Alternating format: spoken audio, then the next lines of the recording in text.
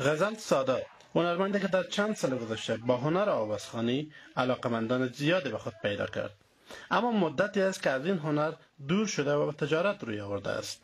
وی در دبی به کارهای تجارتی مختلف مصروف است و میلیون‌ها دلار سرمایه‌گذاری را اکنون اداره می کند. سادات میگوید نمیخواهم هنرمندی باشم که از راه آوازخوانی در هتل‌ها زندگی خود را به پیش ببرم. میخواهم در کنار مردهای ثروتمند افغانستان قرار داشته باشم. همیشه آرزوی من بود که من یک روز بتوانم یکی از بهترین بزنس وومنای کشور خود افغانستان باشم و این آرزوی من هست و هدف من همیه که انشالله یک روز بتوانم در کنار مردهای بزنسمن افغانستان، تاپترین مردهای بزنسمن افغانستان، یک خانم ایستاده باشم. سادات همکنون بیش از 10 میلیون دلار در بخش‌های مختلف چون کمپانی آب و اکسیژن، هتل کوانه و بخش‌های دیگر سرمایه گذاری کرده است. وی که در ابتدا هتل کوانه را با مصرف 3 میلیون دلار در جمیره ساخته بود، اکنون موفق به باز کردن 4 نمایندگی دیگر در مناطق دیگر دبی شده است. او میگوید قصد دارد تا 5 سال آینده 20 نمایندگی دیگر این هتل را در امارات متحده عربی فعال کند. سادات میگوید در عین حال با فکر هنر و زنانی که در این بخش فعالیت میکنند نیز میباشد.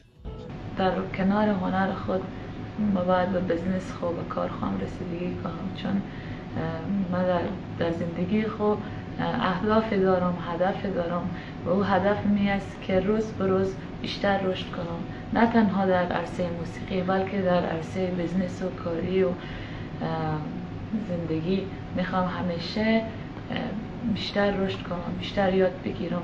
به او دلیل برای مدت موسیقی هنر موسیقی استاپ کردم.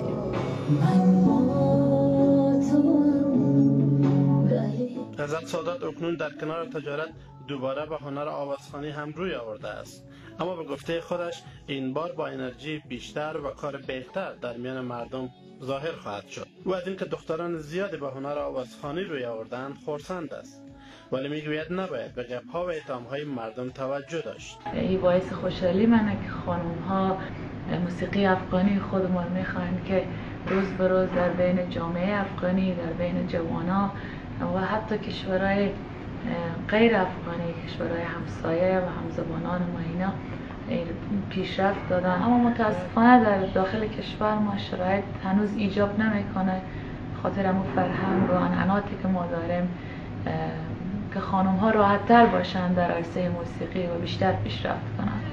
در این اواخر خانم های زیاد در عرصه هنر موسیقی در افغانستان فعالیت می کنند، اما به گفته خانم سادات آنگونه که باید نقش زنان در موسیقی برجسته می شد نشده است. به گفته وی تا زمانی که امنیت تامین نشود و سنت های ناپسند برداشته نشود زیاد نمی شود بر رشد زنان امیدوار بود. وکیل احساس، صدای امریکا، دبی.